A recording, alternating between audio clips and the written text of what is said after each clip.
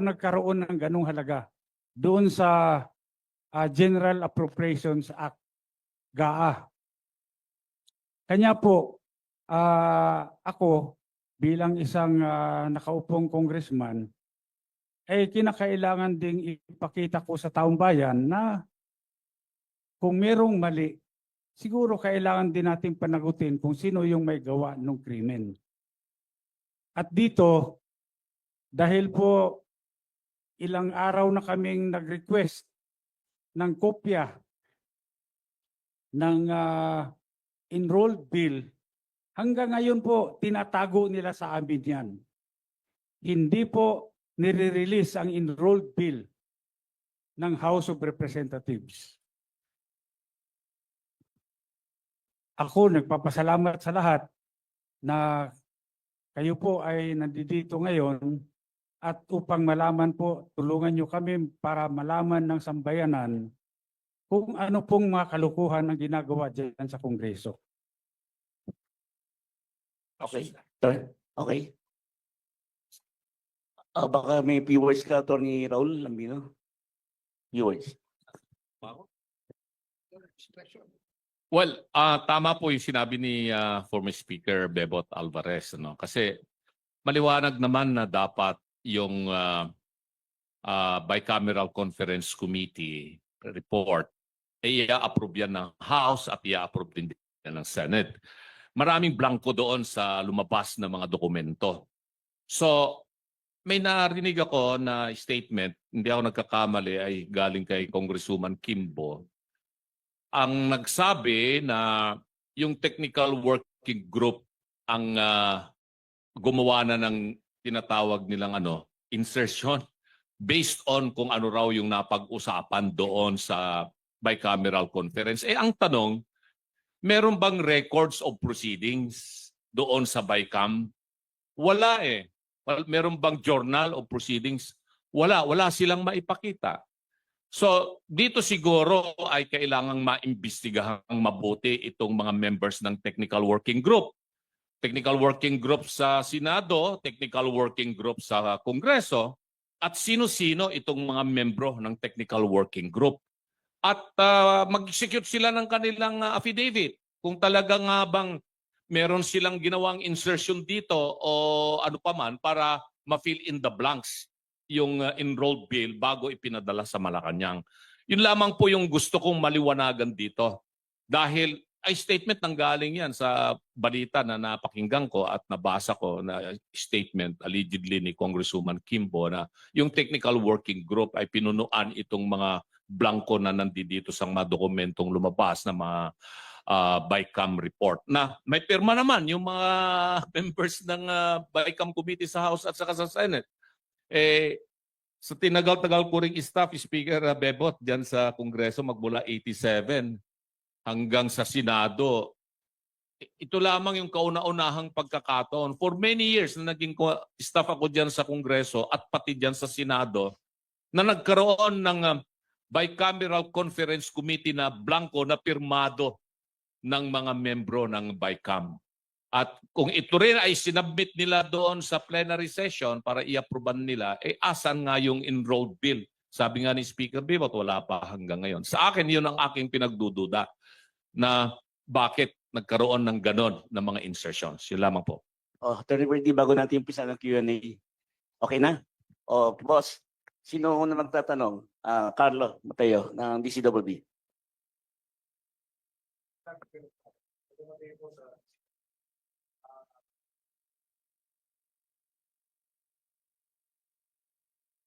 Speaker, former Speaker, ano po yung particular na kaso na isasampa? At sino-sino pa ho ang sasampahan ng kaso bukod kay Speaker Martin Romualdez? At kailan po ito isasampa? Sa aking pagkaalam, pwede akong i-correct ng aming mga abogado rito kung meron akong makaligtaan na pangalan. Number 1, siyempre si Martin Romualdez. Pangalawa, itong si Saldico. Pangatlo, itong si Majority Leader Manix Talipe ng Zamboanga. Bakit sila? Dahil po, una, wala pong nangyayari sa House of Representatives na hindi po alam ng Speaker of the House of Representatives. Lahat po yan may basbas ng Speaker. Wala pong gagalaw dyan kapag hindi po sinabi ng Speaker. Kaya nga po dito, sigurado ako, itong si Martin Romualdez ay talagang siya ang may pakanan nito lahat. Siya ho ang author nito. Ngayon, siyempre ako gusto ko rin magpasalamat kay Congresswoman Stella Kimbo. Dahil kung meron mang tunay na bayani dito, si Congresswoman Stella Kimbo. Dahil siya mismo ang umamin na maraming blanco ang BICAM report. Ngayon, bakit nagkaroon ng 241 billion na additional budget doon sa sa GAA na pinirmahan ng Pangulo? Ngayon, yung mga media, pwede rin nyo rin mag-request. Request nyo sa Kongreso kung mabigyan kayo ng kopya ng enrolled bill. Bakit mahalaga ang enrolled bill? Kasi dito natin makikita kung ang enrolled bill ba ay faithful reproduction kung ano yung inaprobahan ng Kongreso sa plenary. Dahil kung ito ay magkaiba, ay malaking problema yan. Hindi nila nilalabas yung enrolled bill. Ako may suspetsa. Anong problema? Ba't ayaw mong ilabas? Problema dyan, kung walang enrolled bill, yung liability magsishift, mapupunta sa Office of the President. Pinirmahan niya, walang enrolled bill. Sino naglagay ng blanco? Di sila. Kaya malaking problema. Siguro mabuti ilabas na nila yung enrolled bill para naman makumpare natin. Tama ba yan o pareho ba yan nung inaprobahan ng BICAM, inaprobahan ng plenary? Okay. Maidagdag ko lang sa laki ng problema nila, palagay ko that is the reason why sinulong nila kahit kapos na yung oras ng impeachment para matabunan ito, para yun ang pag-usapan, para yung oposisyon ang nasa defensive instead of us being on the offensive. Pero hindi po natin bibitawan ito kasi napakalaki talaga, 241 billion. Kaming mga ordinaryong tao, we cannot even begin to wrap our heads around that figure. 241. Kaya kami ni Mr. Magpantay sa Citizens Crime Watch, we joined hands with Speaker, with Attorney Raul Lambino, with Attorney Jimmy Bondoc para isulong po ito at sa Monday po ay ipafile po namin sa City Prosecutor's Office ng Quezon City itong criminal case na ito because this is falsification of legislative documents, which is a crime. Krimen po ito. It is a crime not only under the revised penal code, but in view of the amount involved, it is a crime against the Filipino people. Okay. Hello, good morning po. Noel po ng PTV News. Attorney Topacio, clarify ko lang kailan niya ipapasa yung pag-file, anong date? Sa Lunes po, itong darating na Lunes, February 10. Kung hindi ako nagkakamali, ako ay tama. Kong Alvarez, you have mentioned earlier that yung mga blank was filled out by the TWG of House of Representative and Senate. So do you have the names as well, sir? I-include mo rin ba sila sa pag-file? Mapapasama yan sila siguro sa Jando. For soundbite lang po, sir, pag-explain further yung Jando. Ito po yung mga hindi natin pinapangalanan ngayon sa complaint. Pero later on, lalabas din yung mga pangalan nila. One more question na lang po. For Attorney Bondok and Congressman Bebot, na-mention po kanina ni Attorney Topacio na kaya may nadali yung impeachment para matabunan ang issues. Oo. Oo, sa inyo pong dalawa, itong kasi pareho po kayong nasa side ng mga Duterte. Hindi po kaya ito magiging isang political war? Una po sa lahat, gusto ko rin linawin talaga na ito po ay hiwalay sa aking pagiging kandidato, no, tong filing. I am acting in my capacity as National Officer of the PDP Laban dahil ako po ay chairperson ng arbitration committee ng PDP Laban. So I'm really on the legal team of PDP, no?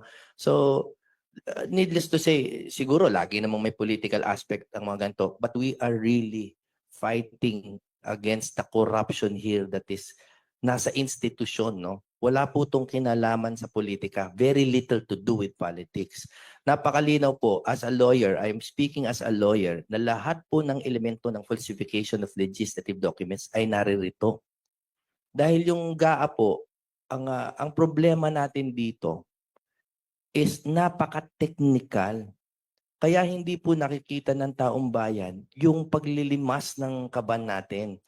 Ang trabaho namin dito in filing the case ay para bigyan ng ilaw, no, ng liwanag kung ano ba yung specific mechanism ng korupsyon at kung paano nililimas. Kasi lahat tayo ginagamit yan no, yung terms na nililimas ang kaban ng bayan.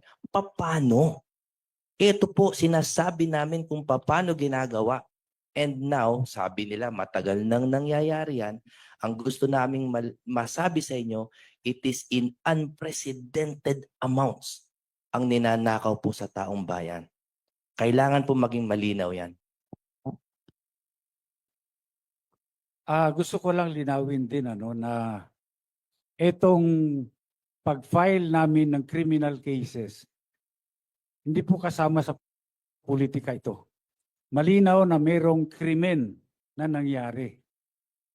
Malinaw na Martin Romualdez, Saldico, at Mr. Dalipi committed a crime against the Republic of the Philippines. Hiwalay po natin yung politika dito. Mag-focus po tayo doon sa krimen na nangyari.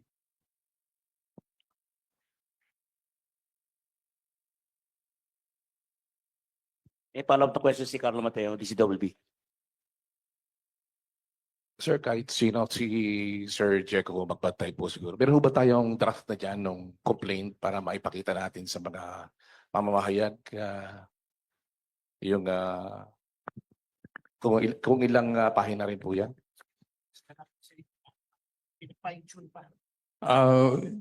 Yung pong draft, pinapine-tune pa po eh. So, by Monday na lang po. But gusto ko lang po linawin bakit kasali po dito yung Citizens Crime Watch. Wala po kaming pakialam sa politika. Kung sa tingin po ninyo sumasali tayo sa pamumulitika, hindi po. Pagkat tinignan ko po yung draft ng complaint, kinakailangan po talagang bumoses tayo pagkat pinaglalaban po natin dito ay yung karapatan po ng mamamayang Pilipino.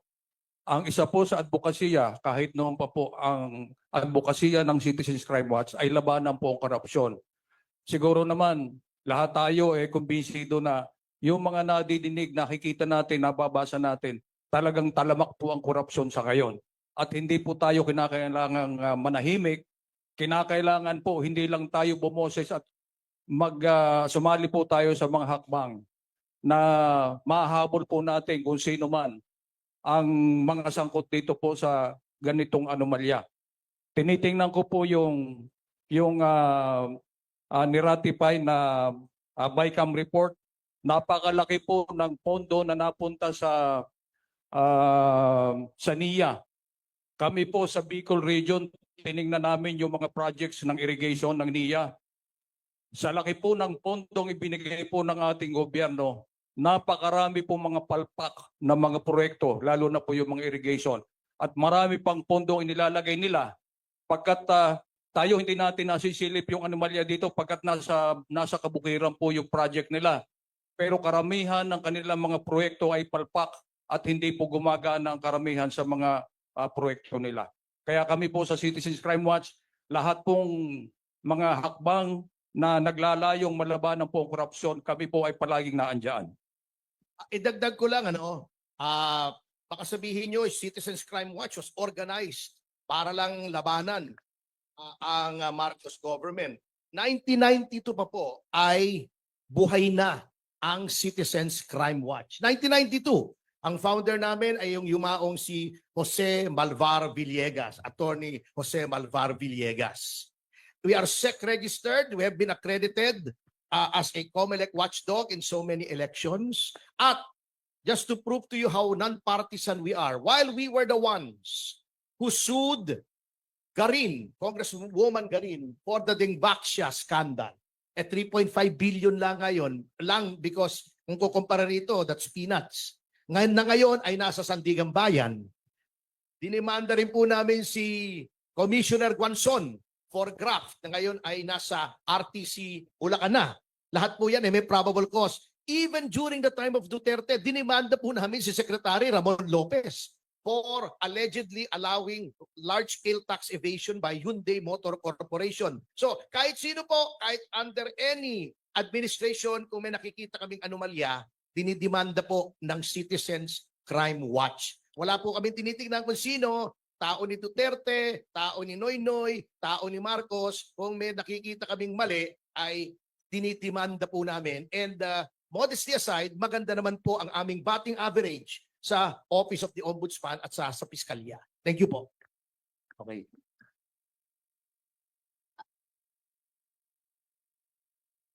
Question po for Mr. Magpantay. Okay. I'm just Ignacio po from Abante Radio po. Sir, tanong ko lang po, gaano po ka-importante na ang Citizens Crime Watch po ang magsampa ng kaso at bakit hindi na lang po individual?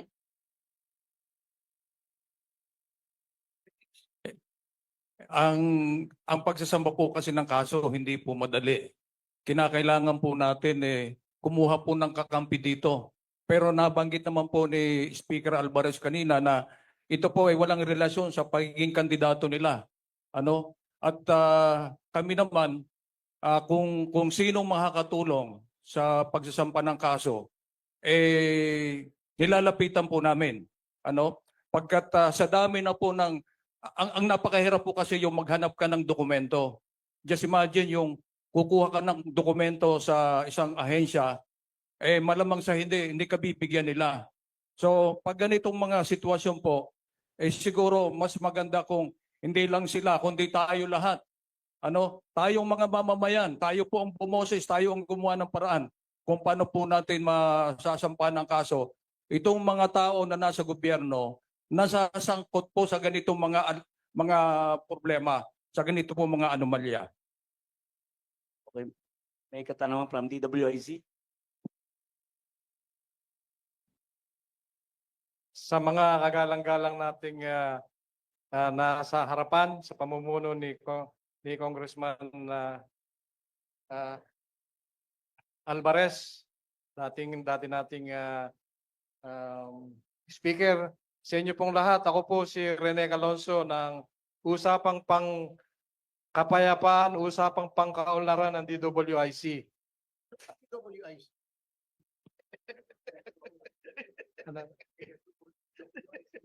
Yes, sir. Meron lamang po akong gustong linawin at mabigyan nyo ng kaliwanagan para po sa kaalaman ng lahat. Ano po ba ang pagkakaiba nito sa isinusulong na complaint nila Congressman Ungab? Para po magkaintindihan tayong lahat. Salamat po, sir. Yung complaint po na sinusulong nila Congressman Ungab, petition po yun sa Supreme Court to declare the 2025 General Appropriations Act unconstitutional. Ito po yung sinusulong namin dito ay yung criminal case laban po kay Martin Romualdez, Manix Dalipe, Saldico. Yun po. Any question? Follow up? Carlo? Abante, from Abante. Any questions? Boss? Maaari ko bang linawin ng konti para talagang nakikita ng taong bayan yung difference? Yung sinasabi po ni Speaker Alvarez, dalawa po yan, no? Yung constitutionality, yung kaila kong ungab. Sina-challenge nila yung mismong GAA na may mga na-violate sa Constitution. No? Hindi siya naaayon sa sinasabi ng Constitution, halimbawa sa edukasyon na dapat highest budgetary priority, etc. Ito pong ipapile natin ay dun sa mga gumawa. Criminal punto na action dahil nag-falsify sila ng dokumento, pinolsify nila yung BICAM report. Kaya po hiwalay siya na issue. Kailangan malinaw po yan sa taong bayan. One more question from me. Para kay Kong Alvarez, kung mayroon po bang mga congressman din na nag-express to support this filing of case? To be honest about it, sa ngayon, wala pa. Wala pa. Kasi dahil malaki rin yung mawawala, no? Wala ng akap, no? So, walang gustong sumama talaga. Parang Lone Ranger to. Sorry, Perdi, may ano ka ba? Sabihin ka? Dadagdagan ko lang, maaring mag-isa siya, pero as history has taught us time and again, one man can make a difference. May pa po tayong mga katanungan, mga kaibigan, kapatid? Meron ba? Ha?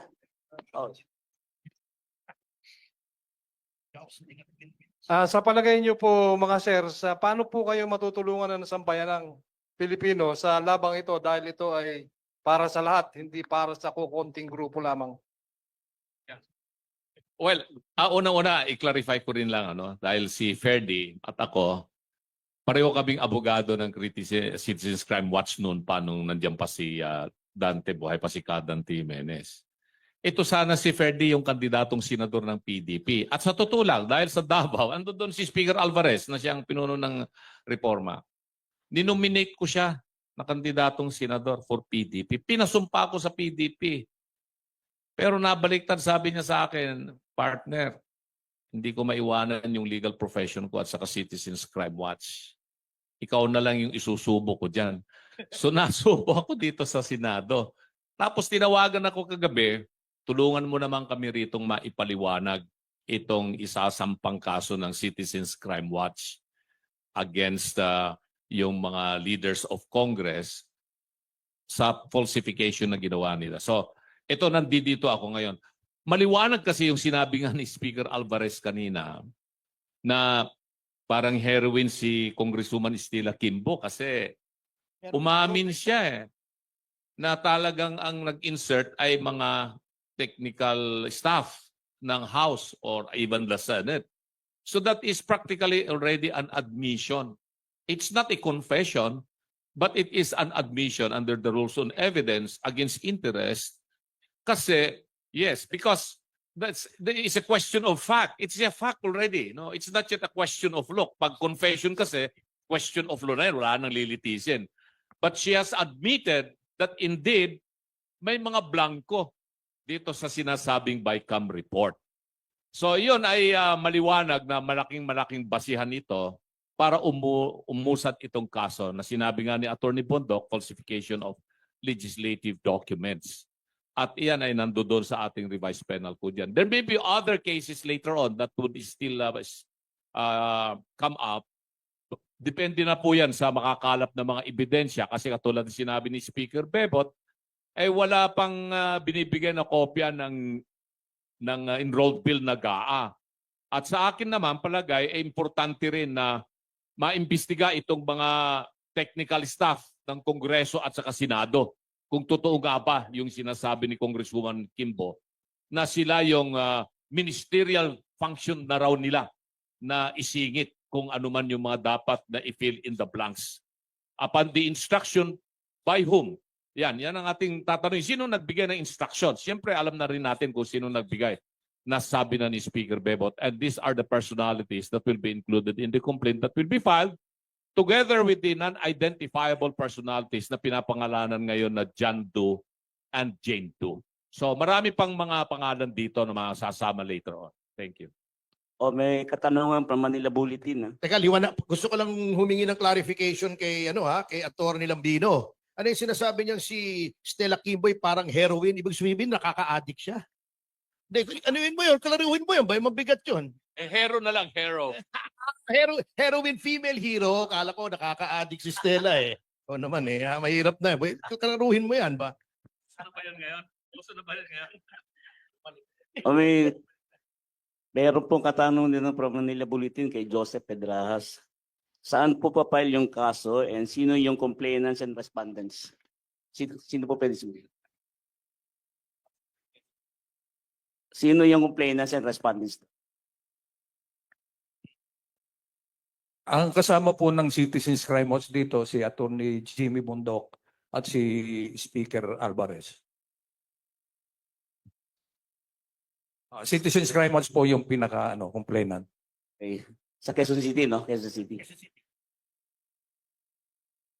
Sa Quezon City Prosecutor's Office po.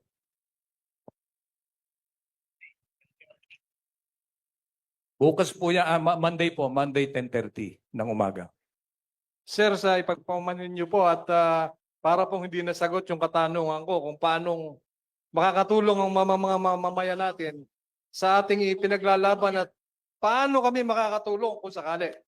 Kami ba ay maghihintay na lamang ng resulta ng legal matter na ito or ano po ang inyong masasabi? Alam niyo po, napakalaking tulong ng sambayanan dito. Unang-una, yung Citizens Crime Watch po, walang pondo yan. Kami po ay kumikilos sa sarili naming kaparaanan. Ngayon, yung moral support lang po ninyo, yung napakalaking bagay na po yun. Pagkat kayo po ang nagpapalakas ng kalooban namin para gawin po ito. Pagkat ang laban po sa korupsyon, laban po nating lahat ito. Ang pinaglalaban po namin dito, ang sambayan ng Pilipino, na tayo po ay nadadaya. Yung buwis mula sa ating na binabayad natin sa ating gobyerno, ginagastos po dito sa mga proyektong ito. Pero pag may mga insertion sa mga ganyan, mga patago na mga proyekto, ay nadadaya po tayo. At kayo po, lalo na po itong mga kasamahan natin sa media, malaking bagay po yung binibigay ninyong suporta sa atin at kami naman ay nagpapasalamat po sa inyo. At yung mga mamamayan natin na nakikinig at nanonood, pagdasal nyo lang po kami, nabigyan pa kami ng lakas ng loob para po ipagpatuloy itong aming ginagawa. In other words, just make noise kung yung mga mamamayan kasi lahat naman may access sa social media. Indicate your disapproval, your disapprobation, your displeasure sa ginawang ito ng majority sa ating House of Representatives na nilagyan yung mga zero at kung makikita nyo, ito sample pa lang ito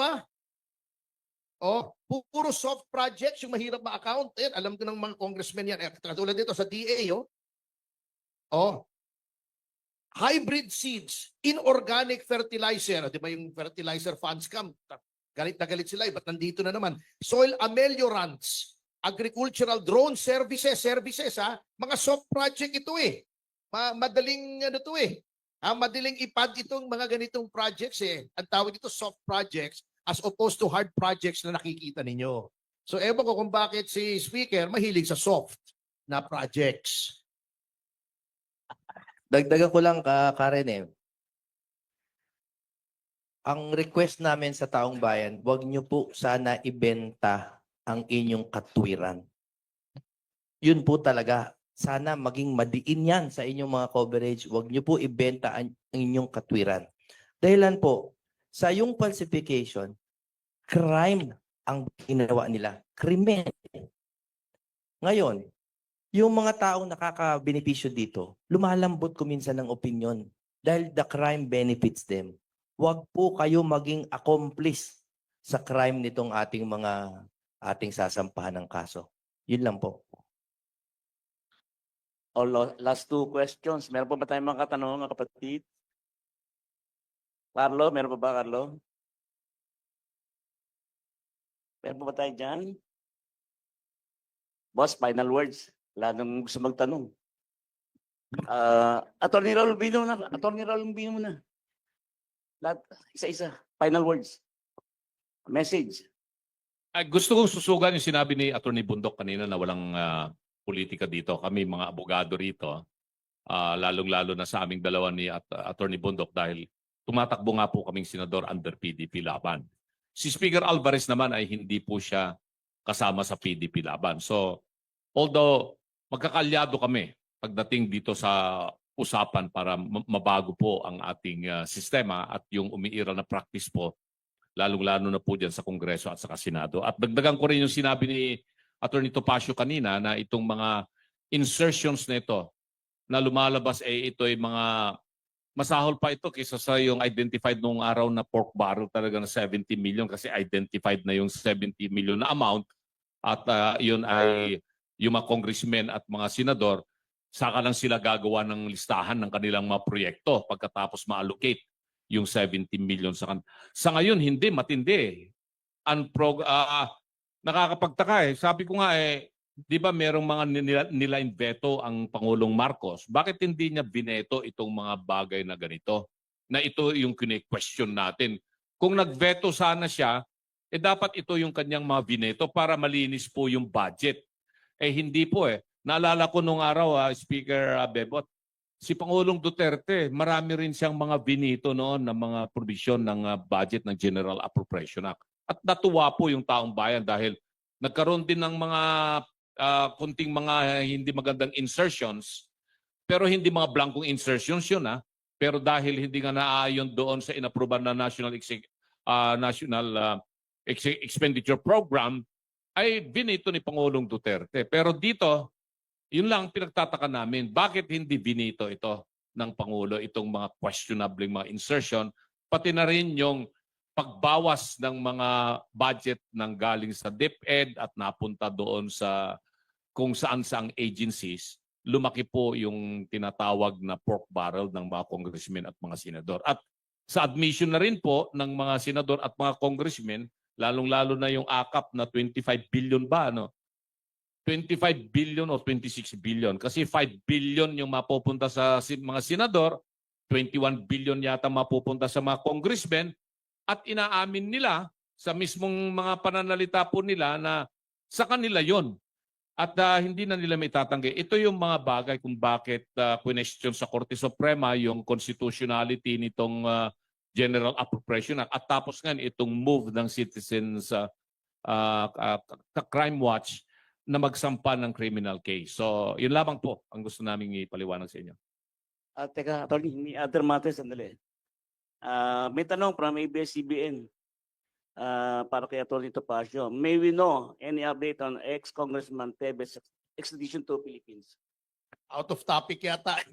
Pero in general, nasa dili pa po siya.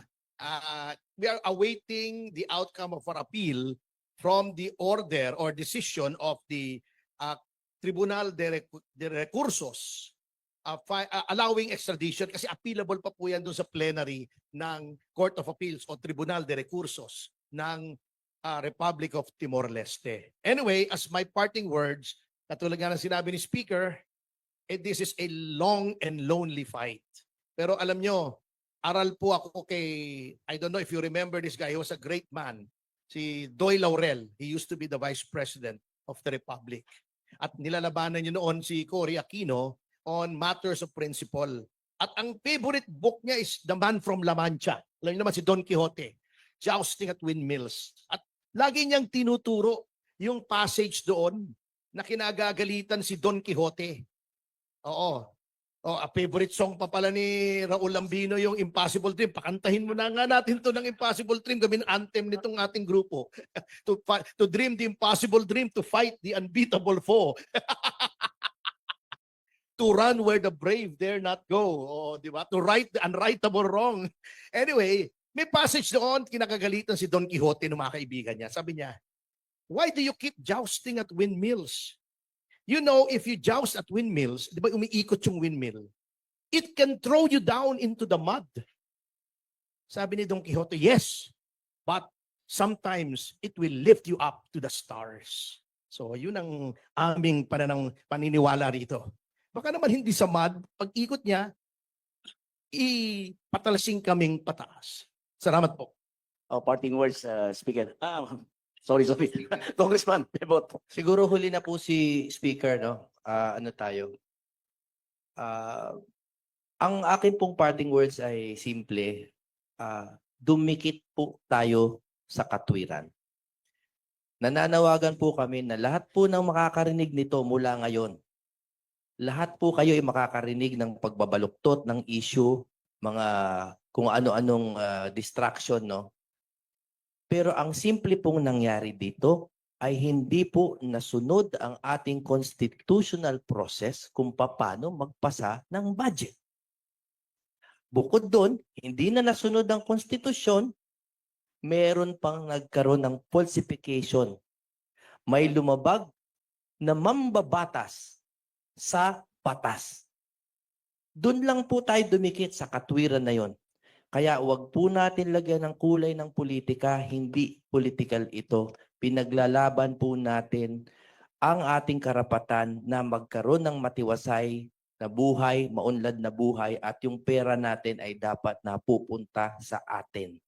Let the criminals answer sa kanilang ginawang krimen sa laban sa ating bayan. Dumikit po tayo sa katwiran.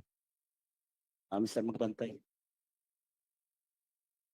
Una-una po nais kong pasalamatan ang lahat po mga narito, mga members ng media, at pasalamatan ko rin yung ating mga kasamahan po dito, mga abogado, na patuloy pong sumusuporta sa ating advokasya, at sana po ay ang mamamayang Pilipino ay maintindihan po kami. Ang aking pong organisasyon ng Citizens Crime Watch, ayaw po naming makisali sa politika. Ayaw po naming mamulitika dito, kundi ang aming pong pinaglalaban dito ay ang karapatan po nating lahat. Pagkat ang nakataya po dito ay ang ating pong bansa, ang ating pong mga mamamayan talagang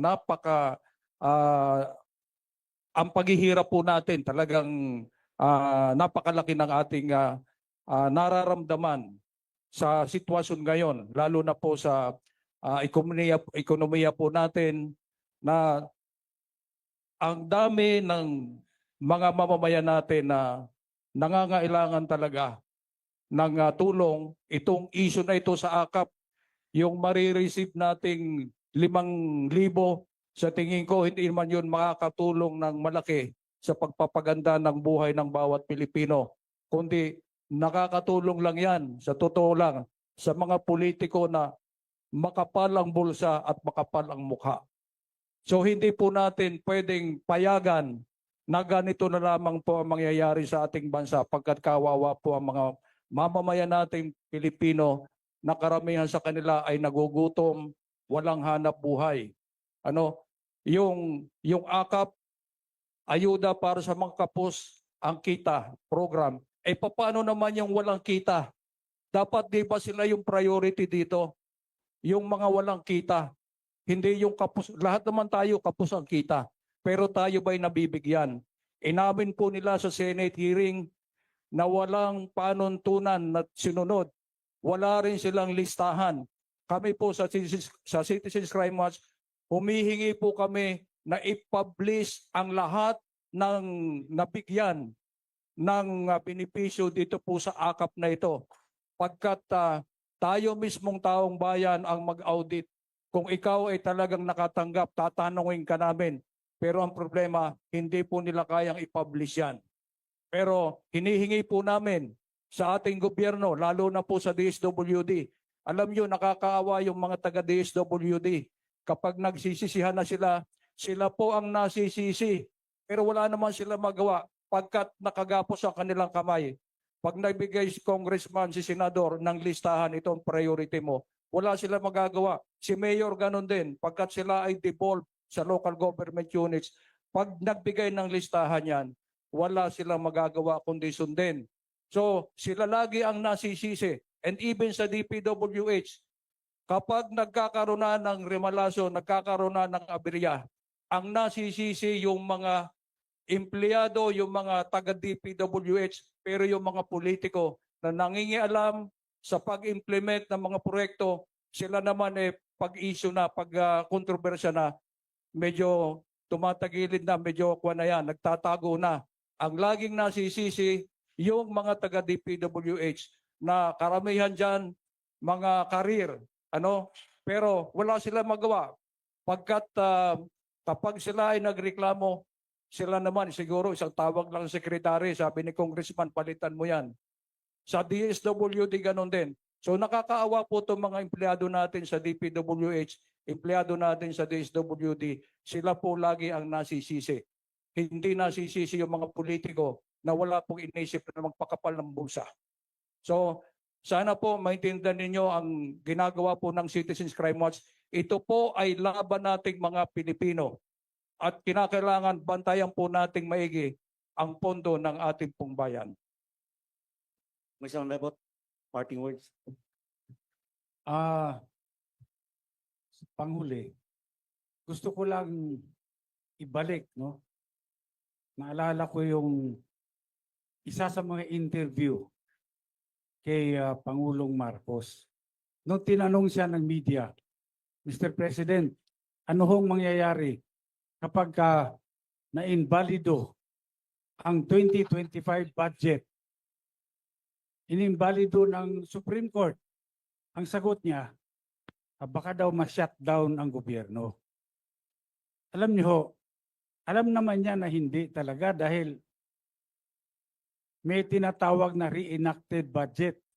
Sa reenacted budget po, sapat na po na magkaroon ng pondo ang gobyerno para lahat ng ahensya ay patuloy pa rin na magbigay serbisyo sa taong bayan. Ngayon, kung gusto niya na mag-shutdown, pakiusap ko lang, isang branch lang ng gobyerno ang i-shutdown mo, Mr. Marcos. Yung legislative branch of government, yun lang ang i-shutdown mo, yun ang isara mo. Dahil malaki ang gastos ng gobyerno taon-taon, wala namang ginagawang mabuti. Kasama na ako doon dahil incumbent congressman ako. Pero sa totoo lang, hindi na natin kailangan pa ng maraming batas. Puro batas na lang, hindi na nga kayang ipatupad ng executive branch of government. Siguro mabuti, bumalik muna tayo sa 10 Commandments. Kahit yun lang, hindi mga natin matupad. Hindi natin masunod. 10 Commandments. Bumalik lang tayo doon. Tama na yung Kongreso. Tama na yung mga batas na yan na hindi naman kayang ipatupad. Malaki ang matitipid ng gobyerno at yun, kung yung halagang yun na ginagastos mo sa legislative branch of government, yun na lang gastusin nyo para magkaroon ng malaking pondo yung suporta sa edukasyon, yung suporta sa social services, suporta sa health, yung ating mabigyan ng suporta yung mga ospital ng gobyerno para kung merong magkasakit, kung pwedeng gawin nyo yung ginagawa doon sa Davao del Norte, merong tinatawag na zero billing. Yung zero billing namin doon, kahit sino magkasakit, paglabas ng ospital, zero ang babayaran, wala kahit piso. Yun po ang pwede kong ipagmalaki doon sa District 1 ng Davao del Norte. Paano nangyari yan? Simple lang. Yung budget ko na tinatawag nilang soft, lahat yan, buong amount, inilalagay ko sa ospital. Download, galing sa DBM, diretso sa Davao Regional Medical Center. At kung merong magkasakit na tao doon sa aking distrito, kahit na sino, lahat ng gagastahin para doon, medisina, doktor, at yung pagtira niya sa ospital, doon na kukunin. Kaya wala siyang babayaran kahit piso. i-focus na lang natin. Maliit lang yung pera ng gobyerno, pero kung gamitin sa tama, malaki ang maitutulong sa taong bayan. So Mr. President, kung gusto nyong mag-shutdown, pakiusap ko, yung legislative branch of government, yun lang i-shutdown nyo. Okay? Wala nang follow-up ha. Tapos na tayo. Opo. Boss, botop. Busy lang daw. Kasi wala pa. Sa ano rin namin igaganon yung kapit-kapit. Wala pa eh. Sa Lunes na lang po. Yan, tapos busy na lang yan.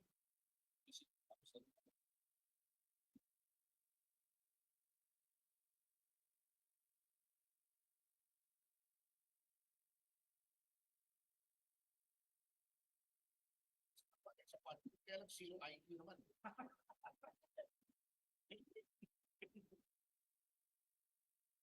Anong klaseng zero yun?